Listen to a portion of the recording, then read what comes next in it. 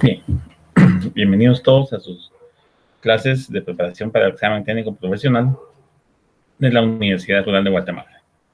Para quienes no se pudieron conectar la semana pasada y no me conocen, mi nombre es Baudilio Portillo Illescas, soy abogado notario y el curso que en esta oportunidad me fue designado para impartirles es el de su preparación para examen técnico profesional dentro de la rama del derecho laboral. Es decir, veremos derecho laboral 1, derecho laboral 2 y procesal laboral o procesal de trabajo como parte del pensum de estudios para este semestre, a efecto de que ustedes logren dos objetivos generales. Uno, recordar o fortalecer los conocimientos que han adquirido durante su estudio a través de las aulas.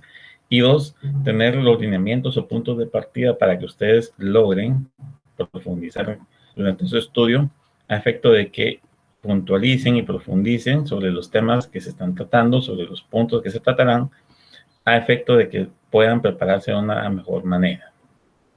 Durante el transcurso de esta semana he recibido algunas inquietudes en cuanto a si deben o no presentar las tareas. Incluso algunos las han acompañado de una vez a un correo.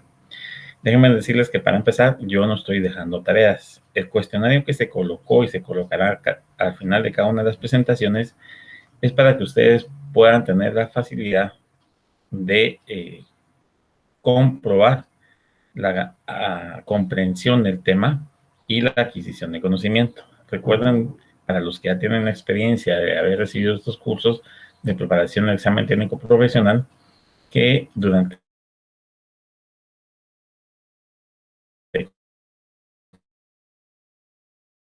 cada probar la calificación o de alguna manera otorgar un puntaje a esas evaluaciones para fortalecer su preparación del examen técnico profesional. Mi persona no califica los exámenes, no califico tareas, puedo resolver dudas que tengan ustedes respecto a algún punto específico, pero no estoy en la facultad ni en la disponibilidad por cuestión de tiempo y demás de revisar las preguntas que ustedes puedan remitir como tarea derivado de la cantidad de estudiantes que se encuentran conectados. Otra situación que vale la pena acotar es que mi persona no genera el enlace para la reunión o para la clase, eso se hace a través de la plataforma de la universidad con la aplicación de Google Meet, específicamente Classroom, y no soy yo quien debe compartir el enlace. Tengo entendido que la universidad les otorga a cada uno de ustedes a través de su número de carnet un usuario o contraseña para que puedan conectarse a la plataforma a través del correo del curso y de esa forma poder presenciar o tener la grabación de esta clase. En ese sentido, solicito bien, en el caso de las dudas que valga la pena resolver o que tengan ustedes como inquietudes, pues las remitan en una forma no personal, en una forma grupal, para que yo pueda darle la respuesta de la mejor manera posible, obviamente durante el tiempo que sea disponible. Recibí una duda por parte de un compañero en cuanto a los fundamentos del derecho laboral. Recibí también algunas inquietudes en cuanto a que las preguntas no estaban claras o que o daban a entender de que yo las tenía que solventar o responder. Les recuerdo que ustedes están preparándose para su técnico profesional. No es cuestión mía en cuanto a decirles no se las respondo, no les resuelvo dudas, sino por el contrario. Deben ustedes resolver esas dudas, deben ustedes tener esa capacidad de resolver esos planteamientos como se hayan planteado o como se hayan emulado, a efecto de que en el futuro, para su examen técnico profesional, pues ustedes tengan esa capacidad de abordar la inquietud que les pueda formular el colega que los va a examinar, a efecto de corroborar o no la comprensión de los temas puntuales del curso. Estoy para servirles en todo lo que pueda, pero hay algunas cuestiones que no realizo, como por ejemplo los enlaces o la recepción de tareas o exámenes o calificación de exámenes, porque estas son cuestiones propias de la universidad. Vamos a recordarles que durante el curso entonces tenemos que tener como leyes mínimas no solo para el curso, sino para su examen ya a profundidad por cada uno de ustedes, la Constitución Política de la República de Guatemala, el Código de Trabajo, la ley del aguinaldo, que tendrán que leerla, la ley de bonificación e incentivo, la ley del bono 14 y todas aquellas disposiciones que, como indicamos la semana pasada, forman y sustentan los fundamentos del derecho laboral, es decir, regulan cuestiones en materia laboral y que, al no encontrarse establecidas dentro del Código de Trabajo como ley ordinaria, pues es necesaria su lectura para su conocimiento y comprensión del tema específico. Como reglamentos, tendrán que tener el Reglamento de Salud y Seguridad Ocupacional del Ministerio de Trabajo y el Reglamento de Seguridad e Higiene que ha emitido para el efecto el Instituto Guatemalteco de Seguridad Social, que son dos de los reglamentos que veremos en materia laboral. Obviamente pueden existir otros que, de acuerdo al programa del curso, tanto de Derecho Laboral 1, 2 o Procesal Laboral, puedan ir surgiendo de acuerdo a los temas específicos que veamos. De ser posible, pues se les indicará con tiempo suficiente qué tipo de ley, reglamento o disposición deberán tener a la mano o darle lectura a efecto poder ampliarse su conocimiento en materia laboral y fortalecer de esta forma su preparación para el examen técnico profesional.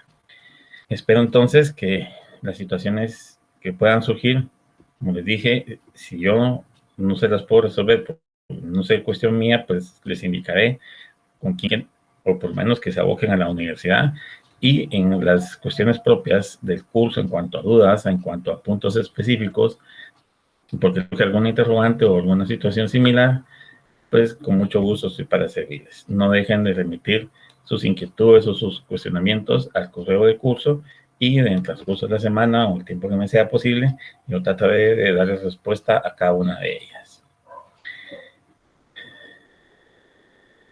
Espero entonces que alumnos que están conectados el día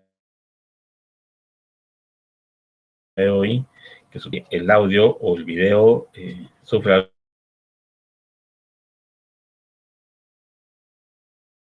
algún atraso, se pueda observar directamente el área positiva que se está presentando, pero son cuestiones que ya escapan de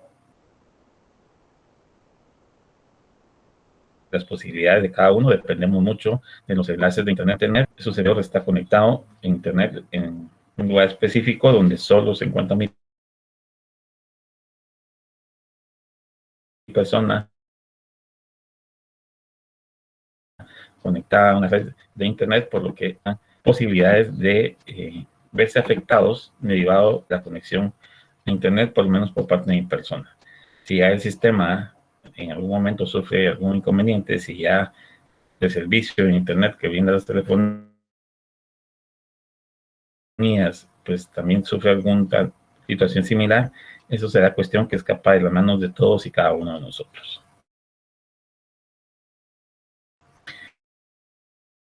Tenemos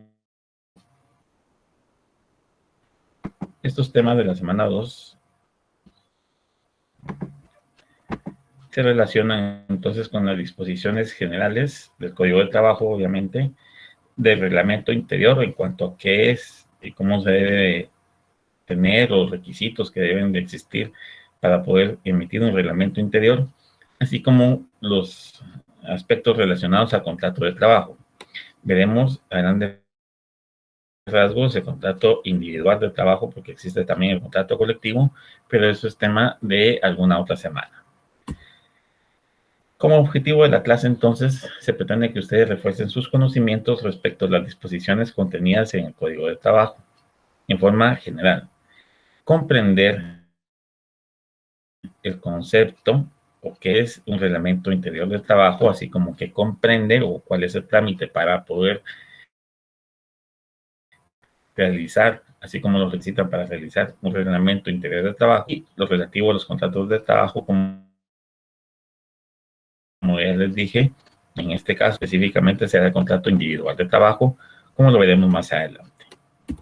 El Código de Trabajo, obviamente, posterior a los considerandos, que es el porqué o el sentir del legislador plasmado en esa ley para poder justificar, por decirlo de alguna manera, el motivo de la misma, establecen sus considerandos qué es lo que motivó el actuar del legislador o de los legisladores para emitir el ordenamiento tal cual y como está. A partir del artículo 1, entonces, inician disposiciones generales, es decir, disposiciones que atañen o que competen tanto a patronos como trabajadores, en algunos casos específicas como las prohibiciones o las obligaciones del patrono o las obligaciones y prohibiciones del trabajador. El resto de disposiciones, incluso hay algunas disposiciones muy particulares que competen al resto de personas, aunque no sean parte de una relación de trabajo. Es decir, no sea un patrón o no sea un trabajador, sino que se deben de observar, así como las funciones que le competen al Ministerio de Trabajo o al Instituto Guatemalteco de Seguridad Social en cuanto a higiene y seguridad se refiere, porque son cuestiones propias a esas entidades, pero ninguna de esas entidades forma parte de una relación de trabajo a menos que sea con sus propios trabajadores. Pero en materia de inspección o de revisión de disposiciones en materia de salud, higiene y seguridad ocupacional, esas dependencias pueden comparecer ante cualquier entidad, ya sea pública o privada, y verificar el cumplimiento de esas disposiciones. Estas obligaciones obviamente atañen únicamente a ellos dentro de su función propia, pero como parte de verificar el cumplimiento de las disposiciones laborales en propias o ajenas a cada una de esas entidades. El Código de Trabajo, como recuerdo haber mencionado algo la semana pasada, surgió entonces por la necesidad de realizar una revisión a la legislación que en su momento regía en este aspecto, cuando vimos un poco de la historia del derecho laboral. Las relaciones laborales, en virtud de ello, se generó el decreto 330, el cual fue reformado por el decreto 1441, y partiendo de la exposición de motivos de dicha normativa, los legisladores plasmaron en sus considerandos los principios que inspiran y rigen todo lo relacionado al derecho laboral, así como las relaciones laborales, y toda aquella disposición respecto a patronos y trabajadores,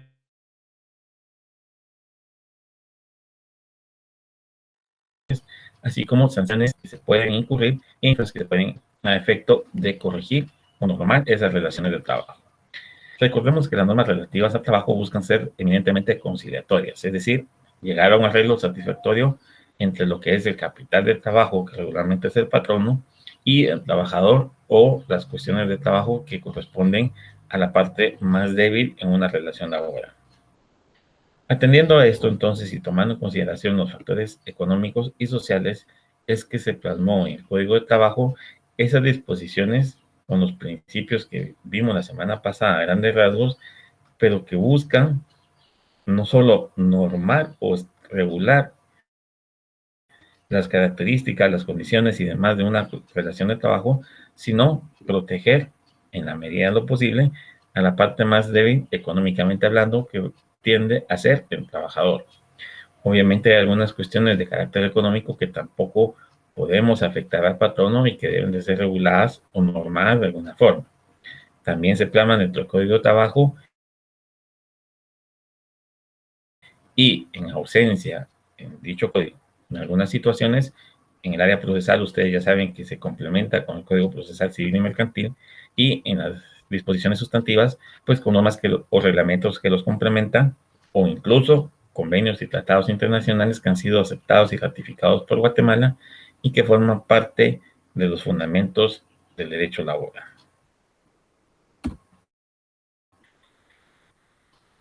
Existen, como ya dijimos entonces, leyes ordinarias que regulan ciertas condiciones para que los trabajadores gocen de prestaciones o beneficios que no se encuentran contemplados en el Código de Trabajo. Dentro de estas podemos mencionar, a manera de ejemplo, la bonificación anual. Ese famoso bono 14 que en la mayoría de las relaciones laborales se gana o se disfruta a mediados de año. Esa bonificación anual, regulada dentro de la Ley de Bonificación Anual para Trabajadores del Sector Público y Privado, implementa la creación de un bono o de una bonificación equivalente a un mes de salario por cada año de servicio o por el año de servicio desempeñado, o por el año que dure esa relación laboral. Todos los años el salario, si es modificado, el bono 14 deberá ser modificado atendiendo a las condiciones o al monto del salario una vez al año. ¿En qué época? La norma establece que debe ser cancelado a medio año. Algunos patronos lo pagan a finales de junio, otros a mediados de julio, pero más o menos en esa situación, en esa época se paga. ¿Por qué se llama bono 14? Porque antes de esta bonificación se creó el aguinaldo. ¿Sí? La ley que regula la creación del aguinaldo pasó a ser el salario o el sueldo número 13 en cuanto a prestaciones laborales se refiere. Cada mes se debe un salario. Lo que sería el bono 13, pero no se llama de esa forma, es el aguinaldo, es decir, aquel mes de salario que se le otorga al trabajador por haber cumplido ya también un año de trabajo. Si, por ejemplo, ustedes inician su relación laboral el 2 de enero de un año, para el 31 de diciembre de ese año, ya habrán tenido un año de trabajo, si fue ininterrumpido y con el mismo patrón. Esto motiva o genera que por haberse mantenido en esa situación, pues el trabajador, perdón, sea acreedor a un mes más de salario. Ese mes más de salario que se otorga a finales de año, algunos cancelan la mitad el 15 de diciembre y el resto el 15 de enero, es lo que comprende el aguinaldo. La bonificación anual a medio año y el aguinaldo a finales de año. Para algunos sectores incluso se ha generado un nuevo, o se generó aproximadamente en el año 2000, si no recuerdo más, una bonificación incentivo. Esta bonificación incentivo se reguló o se planteó con la necesidad, de alguna manera, por decirlo así, de premiar o de motivar a las personas que realizaban un trabajo de productividad a que el trabajo fuera mejor, que fuera más eficiente y que fuera en base a los resultados o metas planteadas. Esta bonificación se otorga de forma mensual para todas aquellas personas que de acuerdo a la ley tienen derecho a gozarla y su monto está establecido, si no recuerdo mal, en la cantidad de 250 quetzales. Esa bonificación, ese estímulo que se le da a la persona que realiza una actividad productiva o de producción, está regulado en dicha ley. ¿Qué pretende? Que se continúe con la producción, que la producción no disminuya, no decaiga, o bien que se cumplan las metas en cuanto a productividad se refiere para mantener una competitividad en cuanto al patrono se refiere. Si el patrono es competitivo, yo voy a tener trabajo mientras cumpla con mis obligaciones y esto, pues, de alguna manera sirvió para motivar al trabajador a que cumpliera de la mejor manera posible con dichas situaciones. Estas normas mencionadas también contemplan disposiciones generales con el objeto de establecer los principios que la inspiran, obviamente planteados en los considerandos, el objetivo de todas y cada una de ellas, o sea, qué pretende esa ley de complementación, así como surge la ley, es decir, por qué se le está dando a cada una de las personas a las que les compete gozar de esos beneficios, cada uno de esos beneficios o prestaciones es muy relativo, pero se plantean con el ánimo de que la persona trabajadora tenga un reconocimiento, por decirlo de alguna manera, a la labor realizada durante un año de forma mensual, siempre y cuando cumpla con sus condiciones laborales, sea una persona productiva y mantenga esa relación de trabajo con un mismo patrono. Obviamente, si durante ese año se interrumpe, cesa, finaliza, pues se da el pago correspondiente al tiempo al cual haya tenido derecho la persona para poder gozar de este beneficio o de esta prestación.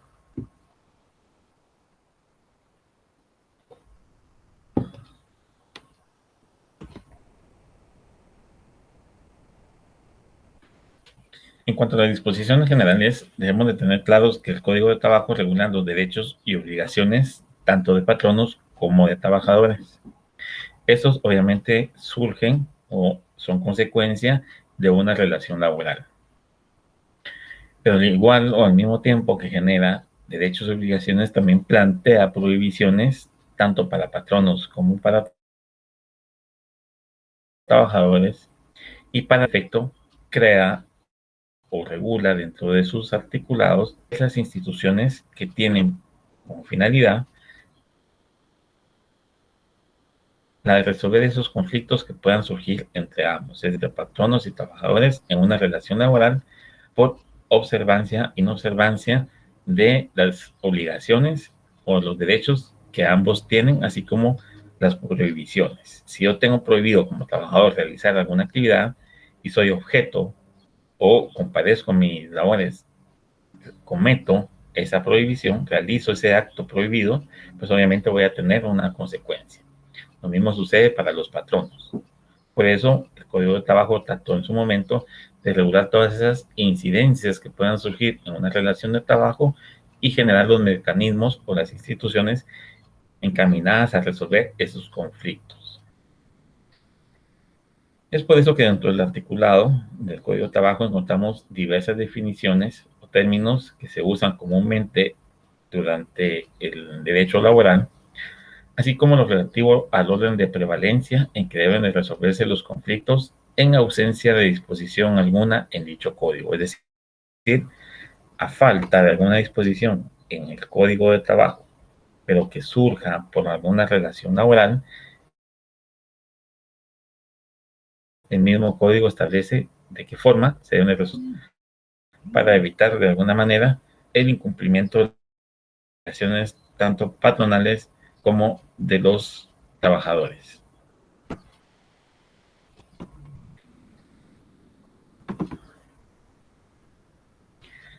Como disposiciones generales, entonces podemos iniciar a establecer los derechos y obligaciones tanto de patronos como de trabajadores derivados de toda relación laboral.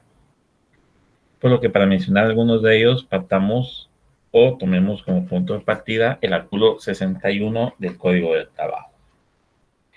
El artículo 61 establece, cuando ustedes ven el nombre del capítulo, obligaciones de los patronos. Es el capítulo quinto. A partir de este artículo 61 y los siguientes, que creo que es uno o dos más, o tal vez incluso solo el 61, es que se regulan, sí, solo es el 61, todas las disposiciones generales que tiene el patrono que cumplir obligadamente. Es decir, estas son cuestiones específicas en cuanto a obligaciones patronales se refiere. Por materia o por cuestión de tiempo y disponibilidad en cuanto a la cantidad de diapositivas posibles a presentar, se plantearon únicamente algunas de estas obligaciones que le asisten o que son de observancia obligatoria para los patronos.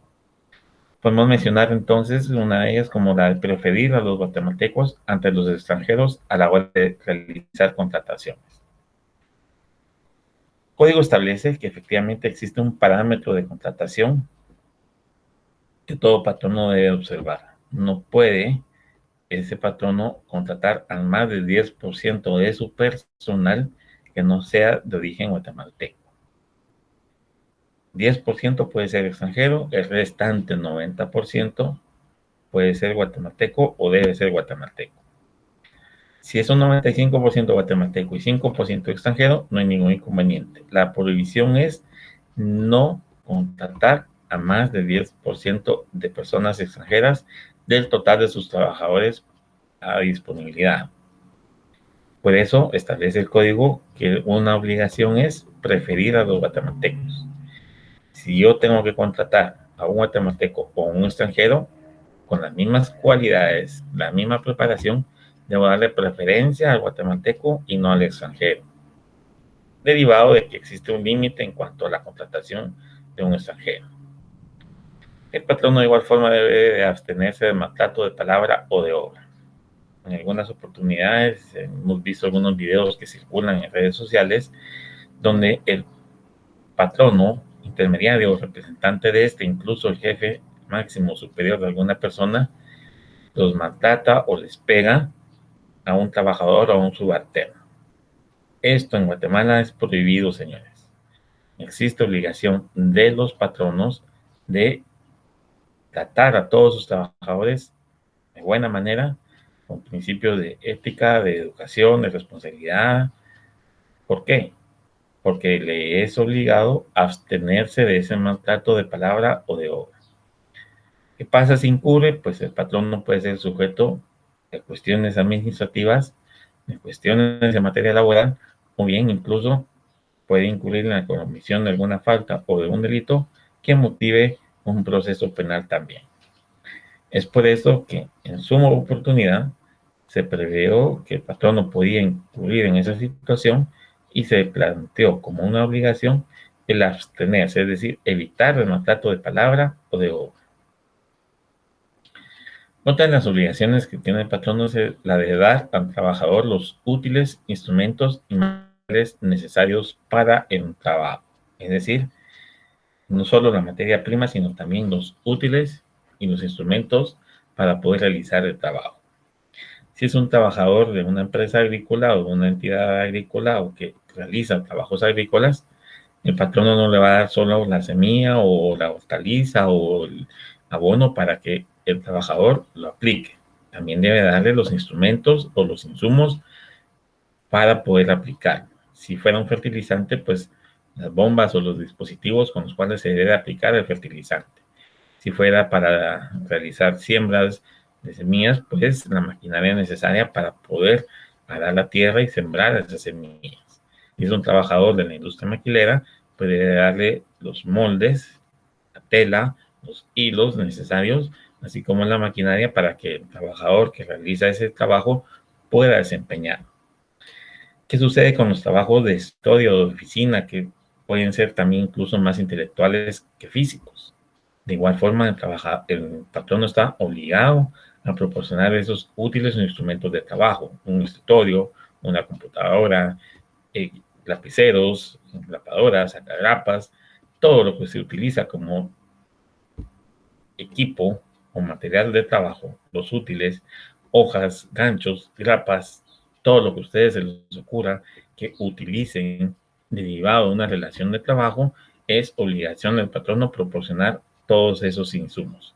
Obviamente la obligación de uno como trabajador será la de cuidar y manejar esos materiales, instrumentos o útiles de la mejor manera posible, evitando que se dañen, evitando el desperdicio y las demás situaciones que veremos más adelante. Como siguiente obligación, tenemos que el patrono debe permitir que las autoridades de trabajo practiquen vigilancia en su empresa para corroborar el cumplimiento de las leyes laborales. Les mencionaba hace unos minutos que tanto el Ministerio de Trabajo como el Instituto Guatemalteco de Seguridad Social pueden comparecer a cualquier entidad pública o privada a verificar que los patronos y trabajadores estén cumpliendo con todas las disposiciones laborales en cuanto a salud, seguridad e higiene se refiere. Obviamente también la inspección puede para asistir a un centro de trabajo para verificar el cumplimiento de las disposiciones laborales, aunque no sean de salud y seguridad ocupacional o de higiene. Es por eso que es obligación del patrono permitir que los representantes de esas entidades, que son las autoridades de trabajo, practiquen vigilancia en su empresa para corroborar el cumplimiento de las leyes laborales. Dentro de las autoridades también podemos mencionar a los jueces que corresponden en materia laboral o en materia de derecho de trabajo, conocer de los asuntos que se puedan ventilar ante sus judicaturas. Obviamente el juez puede emitir una orden de allanamiento, tiene esa facultad, o puede incluso solicitar su ingreso y no debe existir una oposición por parte del patrón. ¿Por qué? Porque es una autoridad que va a ir a verificar algún aspecto en cuanto al cumplimiento de las leyes laborales. Otra obligación que podemos mencionar es la de mantener en los establecimientos de trabajo sillas para descanso de los trabajadores. Obviamente existen muchas entidades donde los patronos no otorgan ni siquiera 5 minutos de descanso. Y si lo hacen, no lo cumplen a cabalidad o en todos los casos. Es necesario que dentro de la jornada de trabajo se regulen ese tipo de situaciones en cuanto al tiempo de descanso que cada uno de los trabajadores puede y debe gozar. Para ello, pues, obviamente, el patrón está obligado a proporcionar las sillas para que el trabajador descanse y que no sea la misma silla donde el trabajador realiza su función. Es decir, tiene que tener espacios asignados o áreas de descanso asignadas para que el trabajador, dentro del periodo permitido y el tiempo que sea ya debidamente regulado con anterioridad, pues se tome un descanso. Ustedes dirán, no se cumple, algunos pasan de descanso mucho más tiempo de lo que trabajan, pero es obligación del patrono tener ese espacio, habilitar ese espacio para que puedan descansar los trabajadores. Otra de las disposiciones es conceder licencia con goce de salario en los casos siguientes. El Código de Trabajo establece específicamente en qué casos, de acuerdo a la literal ñ, debe conceder el patrono esa licencia con goce de salario para los trabajadores. Dentro de ellas podemos mencionar cuando ocurriera el fallecimiento del cónyuge o de la persona con la cual estuviese unida de hecho el trabajador, del de los padres o hijo durante un tiempo de 3 días. Cuando contrajera el matrimonio, un lapso de 5 días. Con nacimiento de hijo, 2 días. Y así, de acuerdo a las disposiciones que establece dentro de los siguientes numerales, al literal ñ. Es decir, ese tipo de situaciones, ese tipo de licencias con goce de salario, debe de concederlas el patrono. Obviamente, el trabajador debe de justificar la ocurrencia de esa situación para tener el derecho a gozar de esa licencia. Una vez justificada la situación que motiva o que fundamenta la solicitud, el patrono está obligado a conceder dicha licencia. Más allá de, son licencias especiales o licencias por situaciones específicas que ya se dan de un acuerdo entre el patrono y el trabajador el momento en que las concede y si las concede porque están debidamente justificadas o son realmente necesarias. Pero en estos casos específicos de la literal ñ, comprendido del 1 al 7, si no recuerdo mal, el patrono está obligado a conceder esa licencia, obviamente con las justificaciones del caso.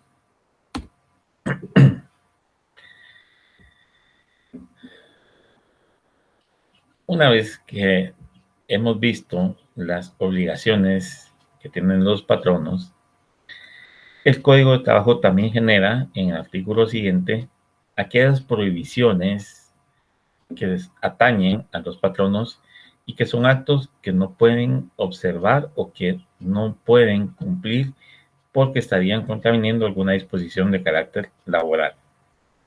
Para ello, entonces, en virtud del espíritu protector que la propia ley o el Código de Trabajo otorga a los trabajadores como parte más débil en una relación laboral, el Código de Trabajo ha establecido prohibiciones a los patronos para evitar que un abuso por parte de estos. Es decir, hay que restringir de alguna manera esos abusos o esas arbitrariedades en las que puede incurrir un patrono ante sus trabajadores. He colocado las que a criterio mío son tal vez las prohibiciones más relevantes, no porque las otras no lo sean, sino que a manera de ejemplo y de estudio considero estas como las más importantes. La primera es la de exigir o aceptar dinero u otra compensación del trabajador como gratificación para ser admitido en el trabajo. Esta es una prohibición que en algunas situaciones no se cumple. Hemos tenido conocimiento, supongo que ustedes de igual forma, de que algunos lugares de trabajo, algunas entidades, tanto públicas como privadas, piden a cambio de uno poder obtener un trabajo el primer mes de salario como gratificación. Es decir, yo quiero trabajar, quiero que me den esa oportunidad, me comprometo, obviamente, en una situación anómala, irregular, que es prohibida, a otorgarle a la persona que me va a dar ese trabajo el primer mes de salario. A partir del segundo mes, esto ya será completamente mío. Pero el primer mes se compromete con él o con ella. Esa acción está totalmente prohibida, ¿sí? El código, imagínense, la época en que fue generado o redactado, ya plasmaba o tenía esa visión a futuro de prohibir esa situación. Desconozco si ocurría, pero actualmente ocurre y ya está prohibido desde hace sus añitos, sus 40, 50 años atrás. La siguiente, retener las herramientas o objetos del trabajador como garantía a título de indemnización. Ustedes dirán, bueno, pero si es obligación del patrono proporcionarle instrumentos útiles y materiales de trabajo, ¿por qué va a retener las herramientas o objetos del trabajador como garantía o título de indemnización? En algunas ocasiones, porque ocurre y no está lejos de que exista con frecuencia, es que el patrono no da esas herramientas de trabajo o no proporciona esos objetos para realizar el trabajo. Yo recuerdo un trabajo que tuve en una oportunidad donde útiles de oficina nunca me dieron. Nunca tuve un sacabocado, nunca tuve sacagrapas, nunca tuve lavadora, nunca tuve lapiceros por parte del patrono y que hubiera cómo realizar mi trabajo. Obviamente yo adquirí los propios y al momento en que me retiré, le dije al patrono, me llevo esto porque usted nunca me dio y esto es mío. Obviamente no tuve ninguna oposición porque él sabía esa situación. Pero imagínense que hubiera sido el contrario, que me los hubiera dado y que al momento de que, no, perdón, que hubieran sido míos, pero que por alguna situación en la cual yo le haya hecho un préstamo, por ejemplo, a mi patrono, y no le haya podido pagar o no le haya pagado todo, que él vaya a retener esas herramientas o objetos que me van a servir para trabajar como indemnización o como garantía de que yo voy a cumplir con esa obligación. Esta es una prohibición, el patrono no puede retener esas herramientas. Es más, ni siquiera se puede dar un embargo de salario si no está debidamente justificado y por ciertas necesidades, mucho menos van a poder embargar las herramientas de trabajo o retenerlas. Una retención sería el equivalente a un embargo. Un embargo es dejar de que la persona goce de esos beneficios o de los beneficios que da X o Y producto u objeto.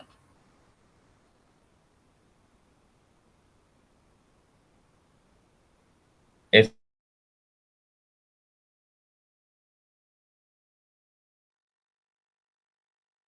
es prohibido a los patronos de forma, pero sí está en ese sentido. Dirigir o permitir que se dirijan los trabajos en estado de embriaguez. Aquella persona que llegue por haber consumido bebidas alcohólicas o bajo la influencia de algún tipo de droga o estupefaciente, como se conocen ahora, es prohibido. Aquí, si el patrono deja o permite que un trabajador o un jefe de trabajadores, un intermediario, un representante de él, comparezca en esa situación y permita que se realicen trabajos de esa forma, esa prohibición del patrono ser incumplida obviamente va a tener una sanción. Por lo mismo, el patrono no puede permitir que el trabajo se desempeñe de esa forma. Dirigir o permitir que se dirijan los trabajos en estado de embriaguez. Por ejemplo, un jefe de bodega, un jefe de almacén, un supervisor de planta de producción, no puede él ni sus subalternos desempeñar trabajos o la labor para la cual fue contratado en estado de embriaguez o bajo la influencia de algún tipo de droga. ¿Por qué? Porque aquí con esta situación se coloca en riesgo la salud, la seguridad y la vida de las personas que están recibiendo o teniendo como compañero de trabajo a la persona que realiza esa función.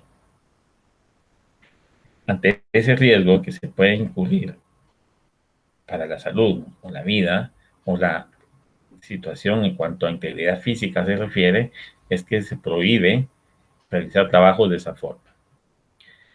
La siguiente es la de ejecutar actos que restrinjan los derechos del trabajador de acuerdo a la ley.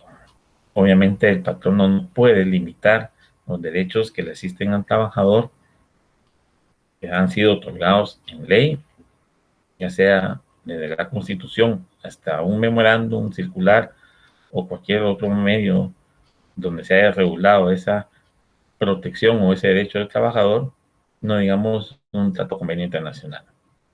Si el patrono realiza un tipo de acción encaminada a restringir ese tipo de derechos, obviamente está violentando una norma de carácter laboral y por lo mismo puede ser sujeto de alguna sanción, porque está infringiendo la norma, ¿sí?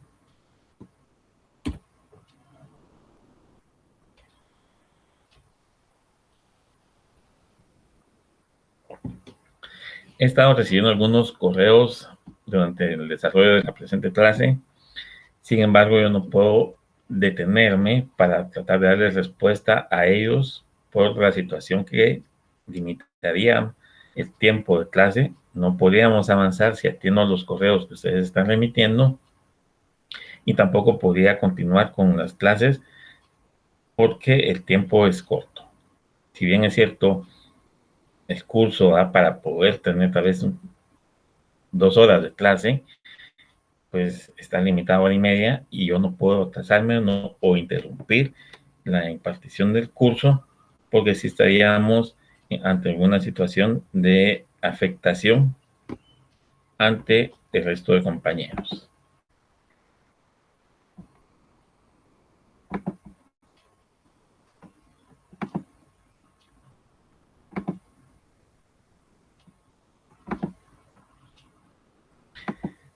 Solo vamos a verificar porque a grandes rasgos vi que no se estaba compartiendo la pantalla. Con la disculpa del caso, pero no fue una situación de mi conocimiento, sino hasta este momento en que logro ver a grandes rasgos uno de los correos que me emitieron hace como 15 minutos. Con las disculpas del caso, pero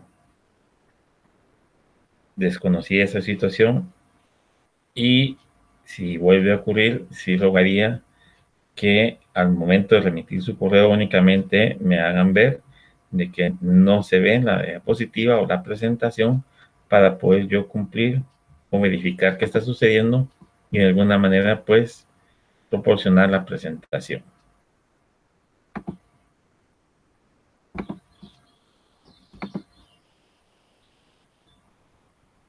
Bueno, entiendo que ahora sí estamos compartiendo la presentación.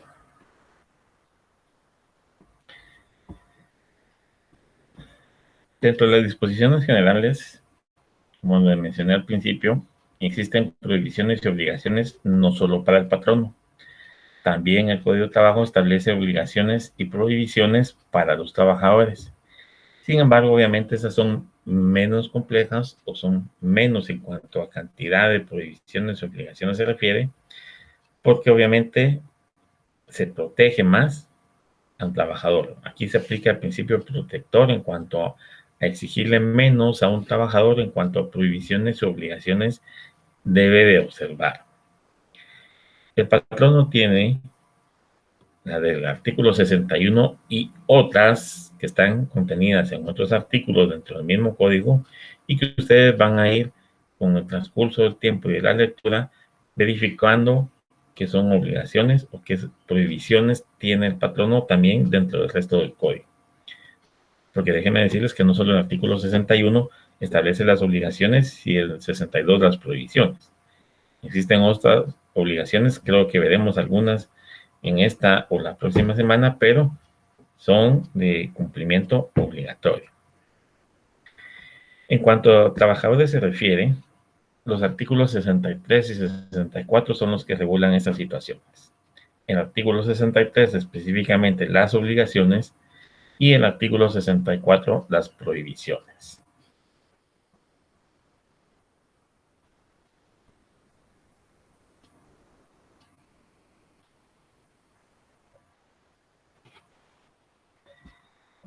Acabo de recibir otro correo donde indican que no se ven las diapositivas.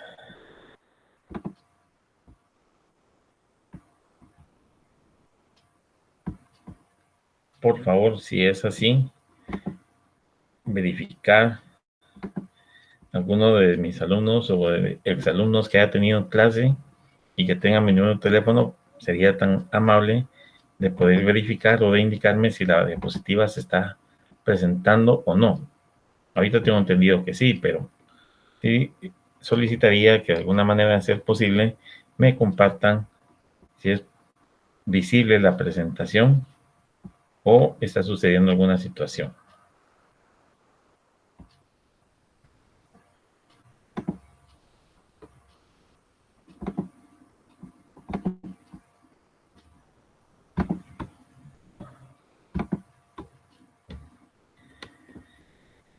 Dentro de las obligaciones que tienen entonces los trabajadores o tenemos como trabajadores, está la de desempeñar el servicio bajo la dirección del patrono o su representante.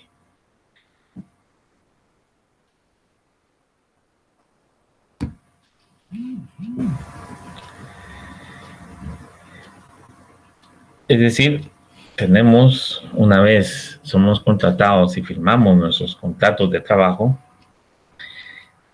el compromiso y la obligación de cumplir y desempeñar las labores que nos han sido encomendadas por el patrono o el representante de este. Si no cumplimos con esa obligación, pues obviamente podemos tener alguna consecuencia y dentro de estas podría ser específicamente ser despedidos por incumplimiento de funciones. Gracias a los que me han escrito que sí se presencia o sí se verifican las diapositivas y en la medida de lo posible trataremos de estar más pendientes en cuanto a que estas puedan o no estarse presentando para que ustedes pues no se vean afectados en la charla o en la clase del día de hoy ni en el futuro cuando se dediquen a profundizar en el estudio de su derecho laboral. Otra de las obligaciones que tienen los trabajadores es la de ejecutar el trabajo con eficiencia, cuidado y esmero. Es decir, tenemos que poner todo lo que está a nuestro alcance, realizar la labor que nos ha sido encomendada de la mejor manera posible. En cuanto a eficiencia, en cuanto al tiempo, la eficiencia comprende varios aspectos. No desperdiciar recursos, no desperdiciar tiempo, hacer el trabajo lo mejor posible, ¿sí?, con los requerimientos o los requisitos que se deban de cumplir. Eso engloba la eficiencia. Uno es eficiente como trabajador si durante la jornada de trabajo cumplió con sus metas, sacó, por decirlo de alguna forma, utilizando ese término un poco más común, la tarea encomendada, produjo lo que tenía que producir por día, o hizo el trabajo intelectual o de estudio que tenía que hacer. Esa eficiencia, si le rindió el tiempo, como quien dice, si le rindieron los materiales, es obligación del trabajador. Debe realizar el trabajo con cuidado, es decir, no ponerse en riesgo, ni poner en riesgo a algún otro compañero o al patrono, y realizarlo con el mero, es decir, tener esa voluntad de hacerlo, esa disponibilidad de hacerlo, y en algunos casos, como lo mencionan algunos, dar más allá del 100%, dar ese plus, esa cuota más, con esmero y con dedicación, hará que de nuestro trabajo sea mejor calificado. Otra de las obligaciones es la de restituir al patrono los materiales no usados. Vimos que el patrono tiene obligación de darnos esos materiales, pero es obligación nuestra restituir o devolver al patrono los materiales que no hemos utilizado. En ese sentido, me gustaría mencionar también que no solo es el restituir el material no usado, sino es también no desperdiciar o no hacer mal uso del material que nos ha sido proporcionado. Veámoslo desde el punto de vista un poco patronal. ¿Qué sucede si mis trabajadores me devuelven lo poco que no usaron?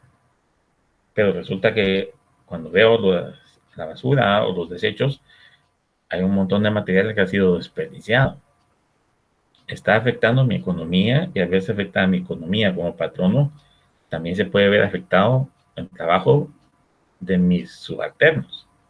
¿Por qué? Porque si yo tengo costos más elevados, puede ocurrir que cierre la empresa, que baje mi productividad, que necesite menos personal, que tenga que despedir personal porque no puedo cumplir con mis obligaciones.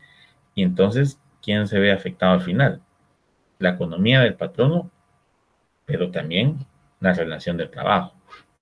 Se pone en algún riesgo si no somos cuidadosos con el uso de los materiales, no evitamos desperdicio y no devolvemos al patrono el material que no hemos utilizado durante el desempeño de nuestro trabajo.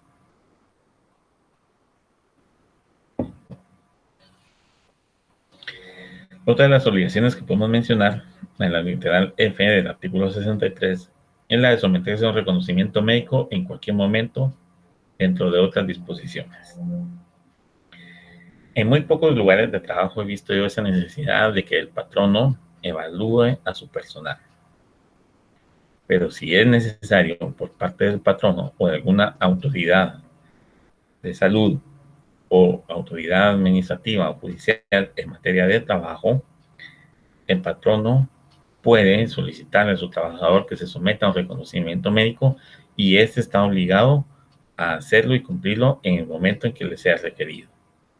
En algunos lugares de trabajo, incluso para ingresar, se debe de presentar una constancia, obviamente extendida por un centro de salud para que el trabajador o la persona que va a ser contratada no sufra un detrimento en su economía o no tenga que cancelar un examen privado de un centro de salud. El centro de salud está facultado por ley para poder evaluar la salud de una persona y emitir la constancia o la certificación correspondiente sin costo alguno. Obviamente los centros de salud del Estado.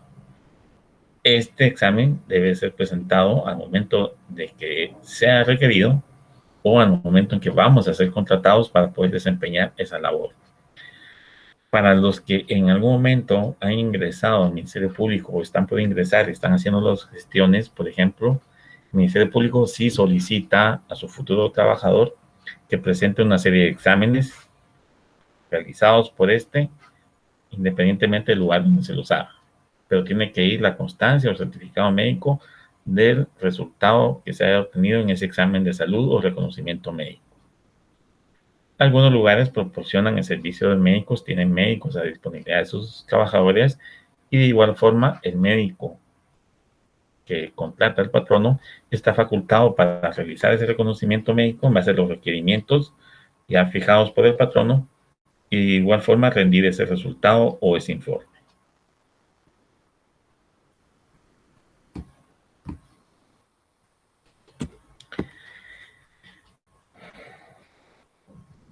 Pero como no todo es prohibición, no todo es obligación, el Código de Trabajo también formula dentro de sus articulados algunos derechos que les competen tanto al trabajador como al patrón.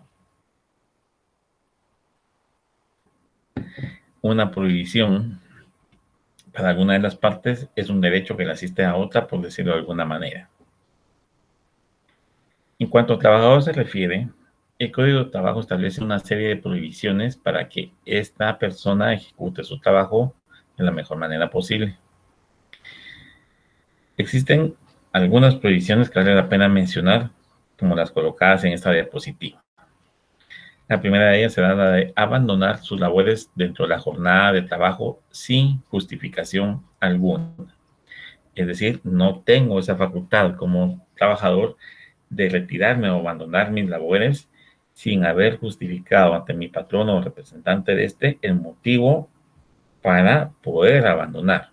Obviamente la solicitud tiene que ir justificada, debidamente argumentada y es situación que le compete al patrono de permitir o no ese abandono de labores. Si yo no tengo el permiso como trabajador por parte de mi patrono, no puedo durante la jornada de trabajo abandonar mi puesto de trabajo sin causa justificada. Es decir, tengo que justificar el por qué necesito retirarme de mi centro de trabajo durante la jornada de trabajo. También nos es prohibido como trabajadores hacer algún tipo de propaganda política. Obviamente esto es prohibido en todos lados, no solo en trabajo, sino en las iglesias, en los lugares donde nos encontremos, porque cada cosa en su lugar. La siguiente es la de trabajar en estado de embriaguez o bajo la influencia de algún tipo de droga. vieron que es prohibición del patrono permitir que se haga el trabajo así y es prohibición del trabajador realizar el trabajo de esa forma. ¿Por qué? Porque no está la persona en sus capacidades mentales y volitivas aptas para poder desempeñar algún tipo de trabajo. El estar en estado de embriaguez o bajo la influencia de algún tipo de droga o estupefaciente disminuye las capacidades mentales y volitivas de una persona, aletarga su reacción, en algún momento los pone en una situación de efecto de sueño o somnífera, y esto puede perjudicar o poner en riesgo la integridad, la salud o la vida, no solo del trabajador, sino del resto de compañeros de trabajo o del patrón. Es por eso que se prohíbe realizar las labores bajo este tipo de circunstancias. Obviamente, en algunas ocasiones o algunos compañeros de trabajo que llegan ante esa situación y pues si el patrón no se da cuenta, dice uno, pues no hay problema. Pero si pone en riesgo, dependiendo de la labor que se realice, obviamente, su vida, su salud, su integridad o la del resto de compañeros. En el caso de que un trabajador incurra, en alguna de estas prohibiciones, puede ser objeto entonces de algún tipo de sanción. Esta sanción, de acuerdo a lo que dispone la letra H del artículo 77, es alguna sanción impuesta bajo apercibimiento, es decir, se le advierte previo a poder sancionar. Si usted no percibe a su trabajador, en el caso de que ustedes fueran patronos o representantes de este, en cuanto a la existencia de alguna de esas prohibiciones, usted no puede emitir una sanción. Una sanción se emite bajo advertencia o apercibimiento de poder justificar el por qué va a sancionar. Pongamos un ejemplo. Un trabajador se presenta el día de hoy, sábado, a las 8 de la mañana, y nosotros como patronos o representantes de esto nos damos cuenta de esa situación. ¿Qué voy a hacer yo? Obviamente, no permitirle el ingreso al área de trabajo a que ejecute sus labores porque llega en estado de embriaguez o bajo efecto de alguna droga o estupefaciente y lo tengo que percibir. Obviamente, si lo percibo en esas condiciones, no va a estar enterado, no va a estar consciente.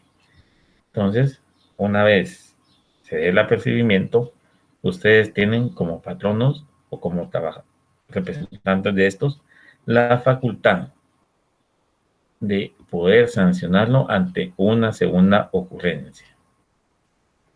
Obviamente, si no se percatan de esa situación, la persona inicia con el desempeño de sus labores y ustedes se percatan de la ocurrencia o la existencia de que se está trabajando posiblemente bajo efecto o en estado de embriaguez, ustedes pueden apercibir al trabajador en esa situación, dejar constancia de ese percibimiento, retirarlo del lugar de trabajo y no permitirle el ingreso a una próxima.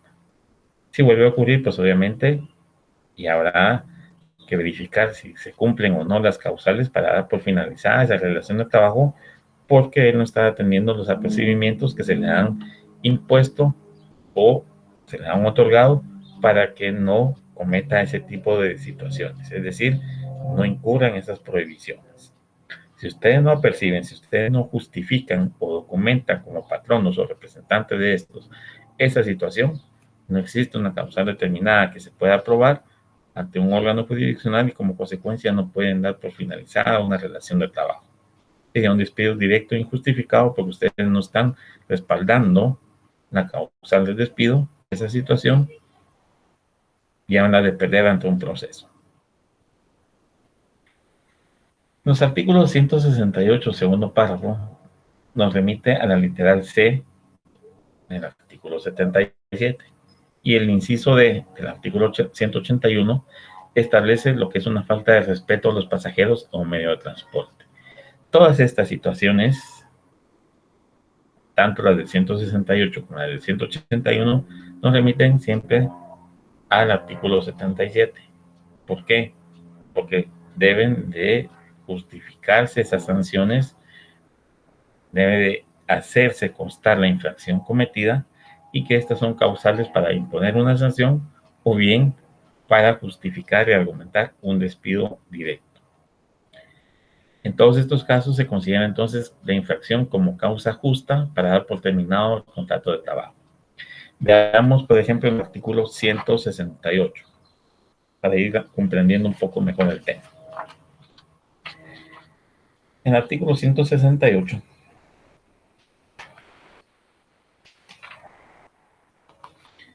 indica, son también justas causas para que el patrono ponga término al contrato sin responsabilidad de su parte, la falta de respeto o el maltrato notorio del trabajador doméstico para las personas que habitan la casa donde se prestan los servicios y la desidia manifiesta de éste en el cumplimiento de sus obligaciones.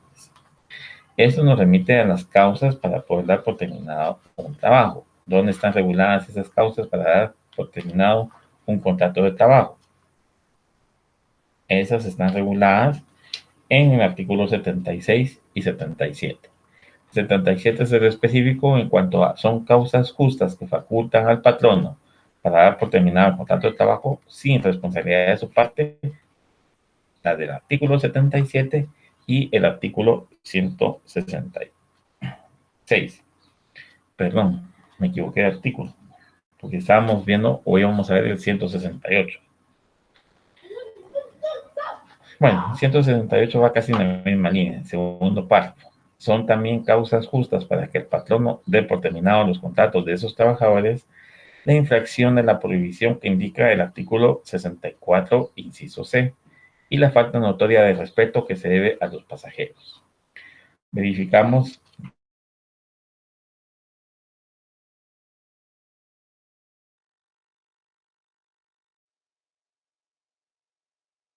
el artículo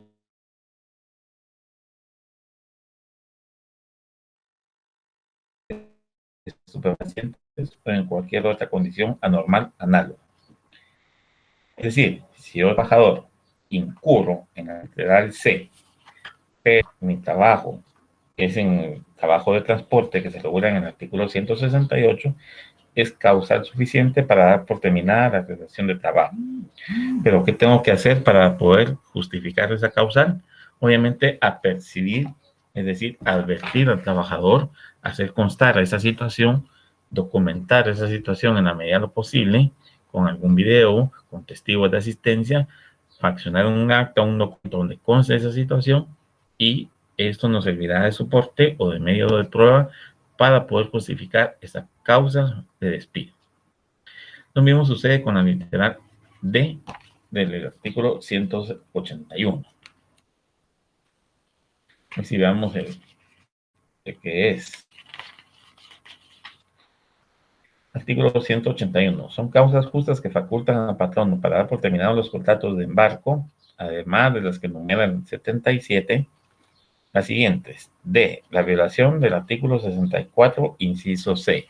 Eso nos trae otra vez a realizar el trabajo en estado de embriaguez, ¿sí? O bajo el efecto de alguna droga estupefaciente. Como ven ustedes, existen disposiciones regadas en el Código de Trabajo, por decirlo de alguna manera, donde nos remite de nuevo a las prohibiciones de los trabajadores. Con el artículo 64C, entonces ustedes pueden hacer las anotaciones al 181, literal D, al 168, segundo párrafo, para que al momento en que ustedes profundicen en su lectura, ya tengan esa llamada de ley y de alguna forma estén dispuestos o conocidos o enterados de la forma en que las leyes se integran o la forma en que ocurre la integración de las normas dentro del mismo cuerpo legal. Hagan sus llamadas, como le decía a algunos de mis alumnos en clase, de un artículo con el otro para o ejemplificación de en qué casos también se puede dar por terminada una relación de trabajo. 77 lo pueden amarrar con el 168, 181 y el 64, y en el 64 hacer la llamada al 77 al 168 y al 181. Obviamente, el 168 y 181 nos remiten per se al 64 porque está dentro de la redacción de dichos artículos. Como hemos visto entonces, dentro del Código de Trabajo existen obligaciones y prohibiciones para patronos y trabajadores. Todo esto es parte de las disposiciones generales, es decir, disposiciones.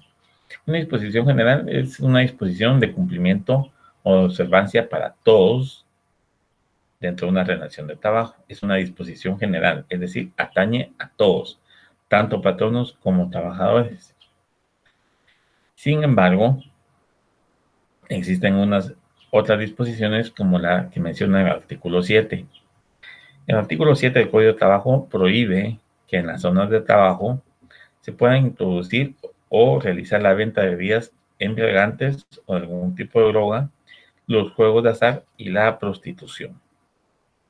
Estas situaciones son prohibiciones, ¿sí? No solo la del artículo 62 en cuanto a patronos se refiere, o el artículo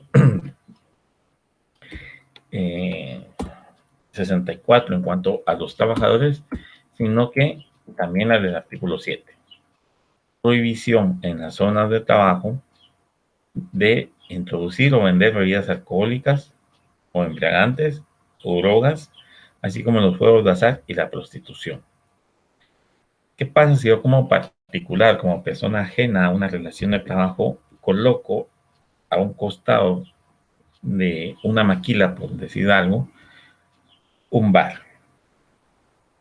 Un bar donde van a haber personas dispuestas a ejercer la prostitución y que voy a proporcionar también bebidas embriagantes o algún tipo de droga. ¿Será que tengo prohibición para poner el bar en ese lugar? ¿O no se considera una zona de trabajo?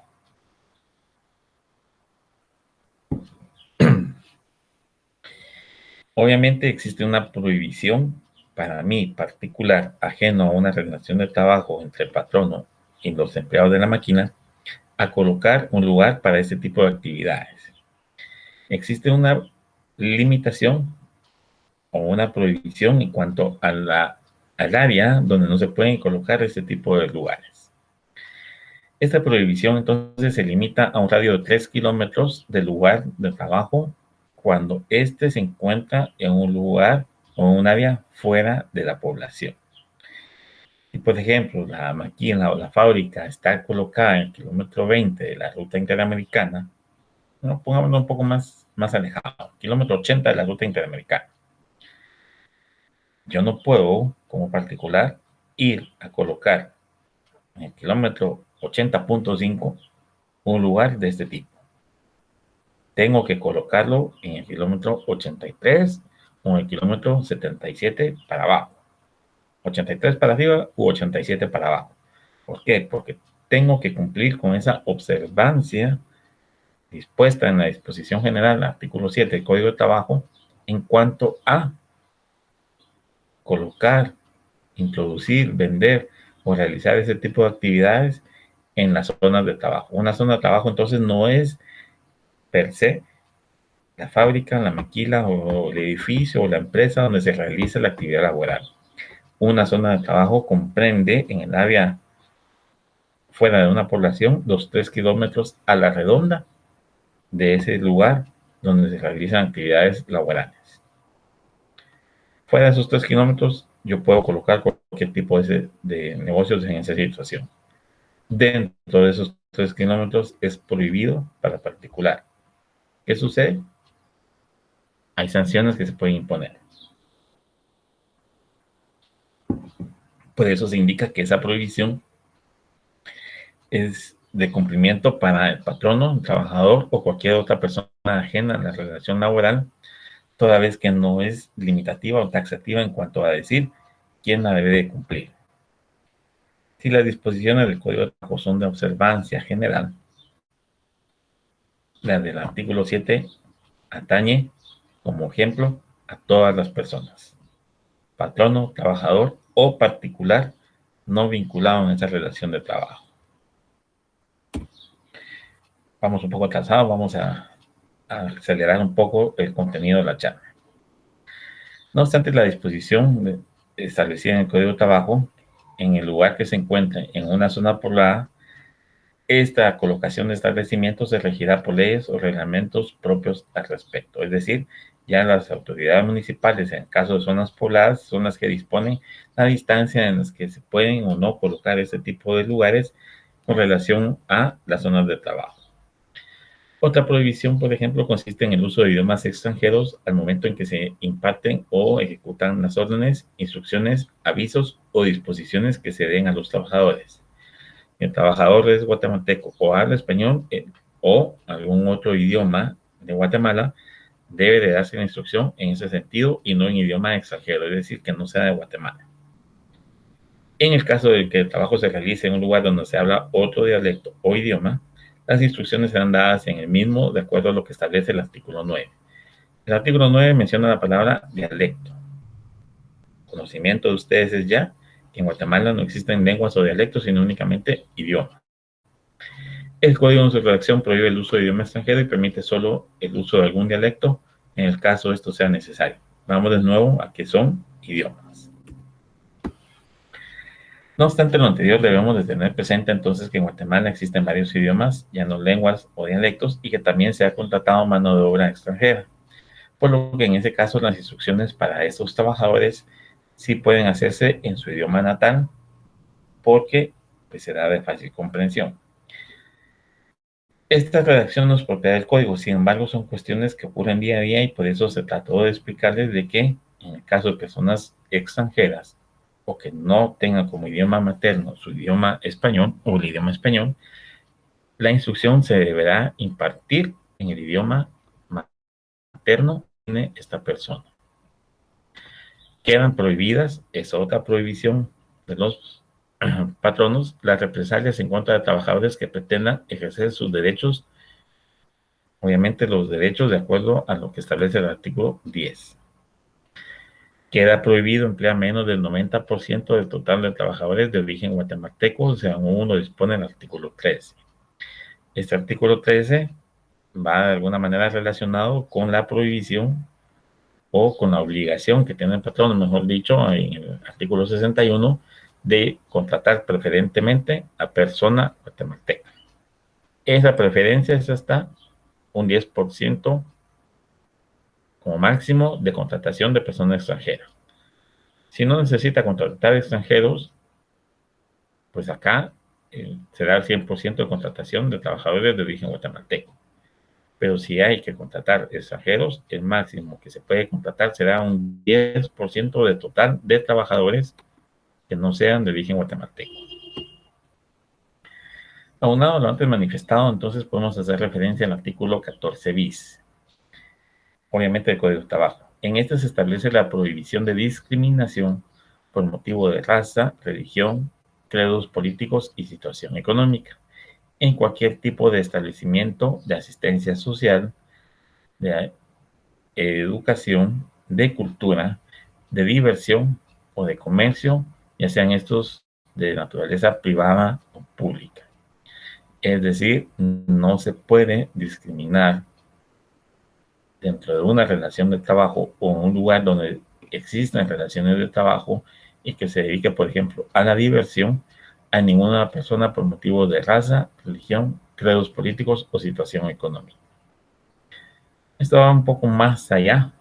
Este es un tema muy complejo en cuanto a la discriminación, cómo puede ocurrir o qué actos pueden ser discriminatorios por motivo de raza, religión, credos políticos o situaciones económicas en un establecimiento de asistencia social, educativa, cultural, de diversión o de comercio, ya sean estos del Estado o particulares. Para eso, pues obviamente será necesario realizar un informe, un estudio, un peritaje sociocultural, un peritaje cultural para determinar si ocurre o no la discriminación. Pero eso ya son cuestiones un poco del Código de Trabajo. Acá se les llamó la atención o se les colocó como casos de relevancia el caso de la antropóloga Irma Alicia Nimatú, quien en el año 2002 le fue vedado el ingreso a un restaurante de la zona 13 porque ella iba con su indumentaria o traje típico propio de su pueblo o del pueblo con el cual ella se autoidentifica, y le fue prohibido el ingreso porque consideraron que no era un lugar apto para presentarse con esa vestimenta. Es una discriminación, sí. ¿Por qué? Por cuestión de cultura. Y el caso de la viceministra de Trabajo, que aquí sí ocurrió en una relación de trabajo, porque ella, siendo viceministra, la señora Candida González, desconozco si tiene alguna profesión, no por discriminarla, sino que no tengo más información sobre ella, pero siendo viceministra de Trabajo, ocurrió a realizar una inspección a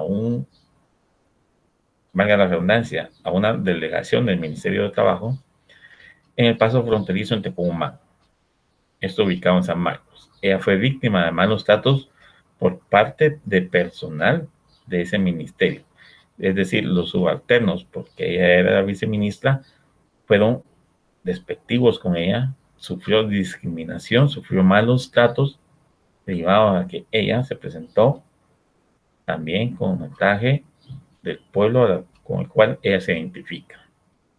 Es decir, ella fue discriminada por cuestiones de raza o de etnia, por decirlo de otra forma, por su propio personal, por subalternos, ni siquiera por jefes, por subalternos. Las disposiciones entonces del código y de sus reglamentos son normas de orden público y sus disposiciones deben de sujetarse todas las empresas, así como todos los habitantes de la República de Guatemala. El Código de Trabajo se aplica a los trabajadores guatemaltecos que sean contratados en el país para prestar sus servicios en el extranjero. Este tipo de contratación, pues obviamente, se realiza en Guatemala, aunque el servicio se preste en otro país. Quedan a salvo de estas disposiciones los principios del derecho internacional, así como los tratados y convenios internacionales. ¿Sí? Su observancia es de aplicación obligatoria también, siempre y cuando sea en materia laboral.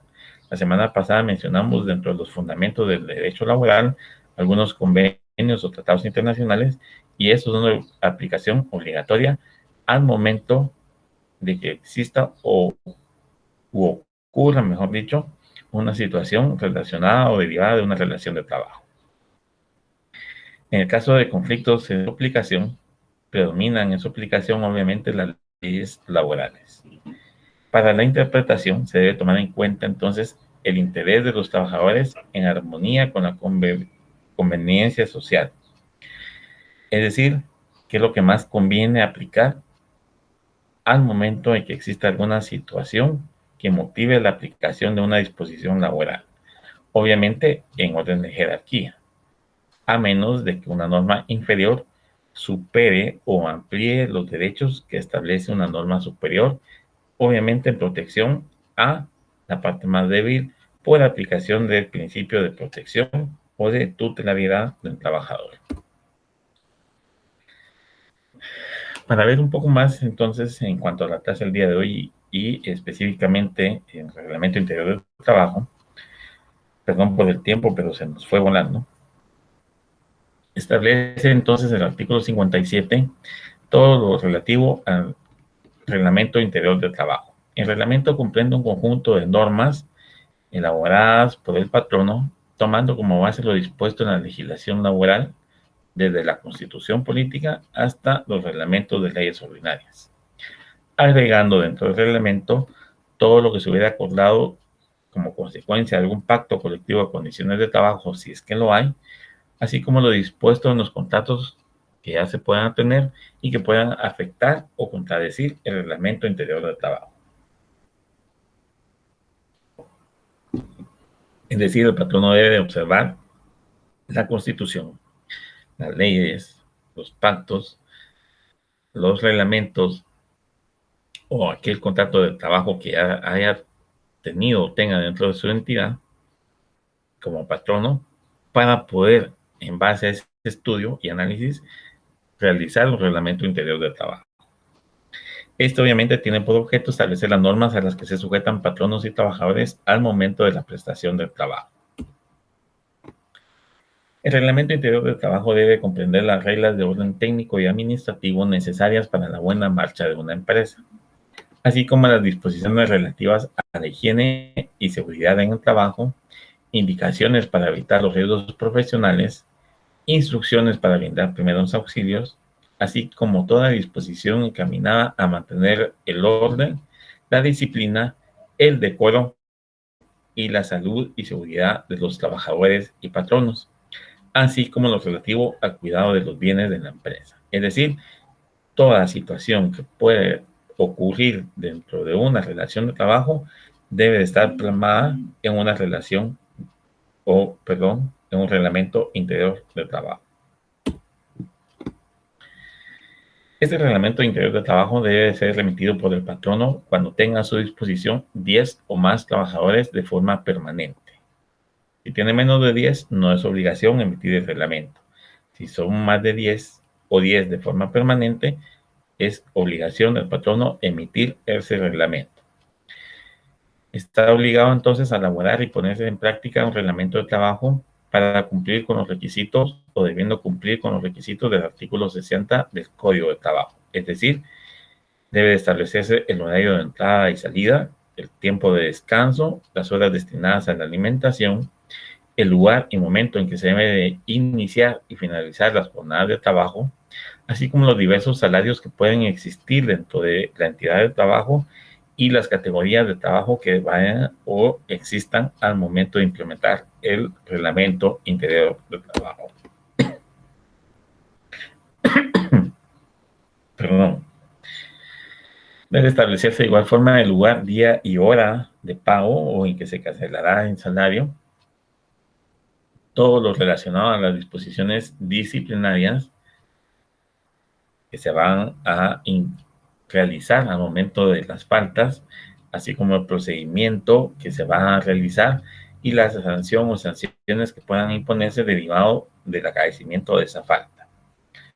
La forma en que se formulan las peticiones de los trabajadores y la persona encargada de recibir esas peticiones y tramitarlas, por ejemplo, la solicitud de licencia o la solicitud de algún día sin goce de salario, un día de licencia sin goce de salario, o alguna situación que el trabajador gestiona ante su patrón. Y por último, las normas pertinentes a las diversas clases de labores de acuerdo a la edad y sexo de las personas que realizarán esas actividades. Es decir, todos los aspectos de una relación laboral deben incluirse en ese reglamento interior del trabajo.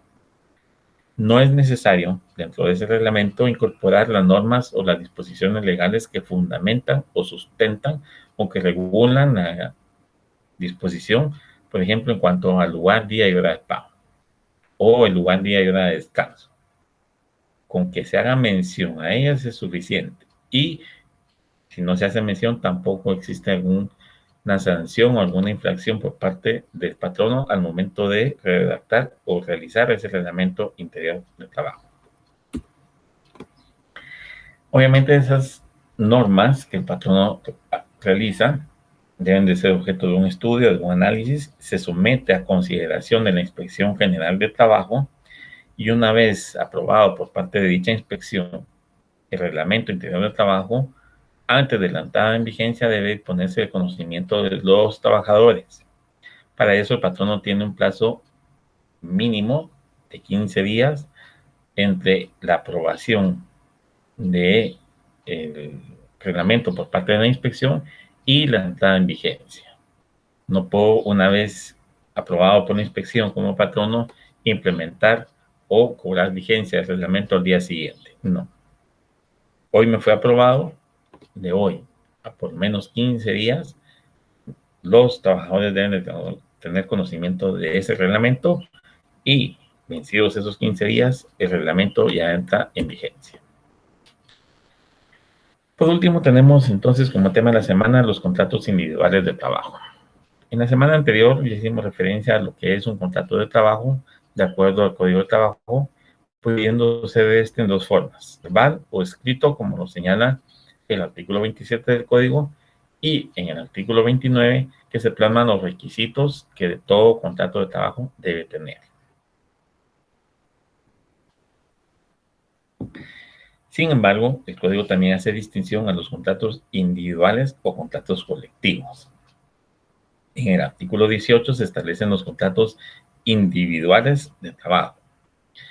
Establece los elementos de todo contrato y estos elementos son los siguientes: la prestación de servicios personales, la existencia de una dependencia continuada y la dirección de esta, y la retribución otorgada a cambio de la prestación del servicio. Si ustedes dan lectura al artículo 18 del Código de Trabajo, se establece que el contrato individual de trabajo, sea cual fuere su denominación, es el vínculo económico jurídico mediante el cual una persona, trabajador, queda obligada a prestar a otra, su patrono o patrono, sus servicios personales, es decir, la prestación de servicios personales, bajo la dependencia continuada y dirección inmediata o delegada de esta última, a cambio de una retribución de cualquier clase o forma. El mismo artículo 18, en su primer párrafo que nos da la definición, establece cuáles son los elementos de todo contrato de trabajo. La delegación que haga el patrono en cuanto a la dependencia continuada o dirección inmediata o delegada de las instrucciones de trabajo se puede hacer sobre gerentes, directores, administradores, jefes generales o cualquier trabajador de igual categoría, o bien en el propio trabajador. Es decir, esa jerarquía de dirección inmediata o de instrucciones para poder delegar ese trabajo puede recaer en cualquier trabajador de la empresa, sin ser requisito indispensable que ocupe un cargo de gerente, director, administrador o similar. Es decir, cualquier trabajador subalterno puede recibir o tener esa facultad que le otorga el patrono de dar las directrices de forma inmediata al resto de compañeros de trabajo. No existe una exclusividad en cuanto a la prestación de los servicios, es decir, yo puedo tener 2 o 3 o 4 trabajos siempre y cuando mi capacidad física o la ejecución de la obra no sea incompatible con el resto de las relaciones laborales que como trabajador podamos tener. Si mi trabajo 1 no es incompatible con mi trabajo 2 y el trabajo 3 que pueda realizar los fines de semana, no existe ningún inconveniente una vez no me retire en forma injustificada de un trabajo para ir al otro. Esa incompatibilidad, si no existe, o esa inasistencia, si no ocurre, no hay ningún problema para tener una o más relaciones o contratos de trabajo. En el caso de que el contrato de trabajo se incorpore en algún otro documento contractual o que simule la relación laboral, se aplican las disposiciones relativas siempre contenidas en el Código de Trabajo y que regulan lo que son los contratos individuales de trabajo. Sea cual fuere la figura que se le da o el nombre que se le otorgue, siempre se cumplen las disposiciones contenidas en el Código de Trabajo. Es de recordar o de hacer memoria para que todo, en el sentido siguiente, que para que todo trabajo o contrato de trabajo exista y se perfeccione, es decir, se formalice la relación laboral, basta con que ésta inicie, es decir, con el simple hecho de yo iniciar a ejecutar las labores que me han sido encomendadas, estoy formalizando una relación de trabajo y esto es motivo suficiente para decir que el trabajo o contrato ya existe.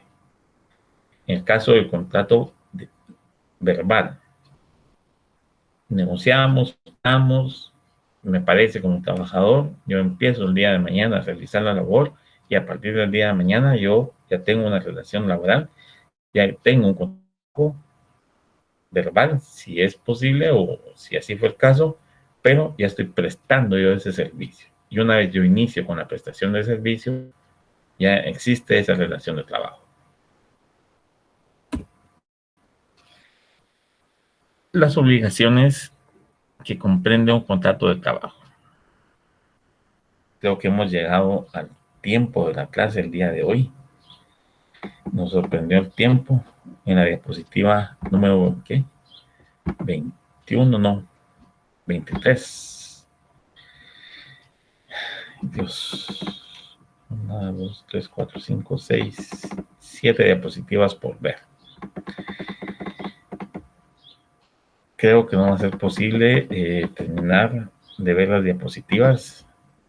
Sin embargo, si se encuentran colocadas en la plataforma, será remitido el enlace el día de hoy para la plataforma, para que en la plataforma de la U obre el video y las presentaciones que se hicieron para el efecto.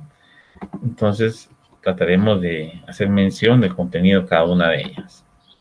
Las obligaciones están contenidas en un contrato de trabajo. En esta diapositiva es la de situaciones que surgen o que nacen a raíz de un contrato individual de trabajo. Dentro de los elementos del contrato de trabajo, ya vimos que es el mismo artículo 18 que nos da esos elementos, y estos se perfeccionan a través de la materia objeto, la forma o modo en que se realiza el trabajo, el tiempo en que se realiza, el lugar donde se realiza o ejecuta el trabajo, así como las retribuciones que el patrono entregará en cumplimiento de esas obligaciones. En el trabajo en el contrato se debe especificar el tiempo de servicio, es decir, cuándo se inicia y cuándo se finaliza, y en caso de que no se determine, pues no existe ningún inconveniente.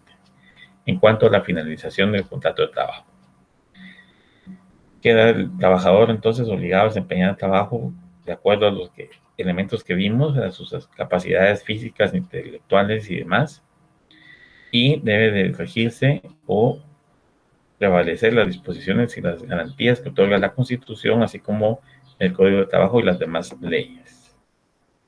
El contrato de trabajo puede ser por tiempo indefinido. Esto, pues obviamente, regula o motiva una estabilidad laboral.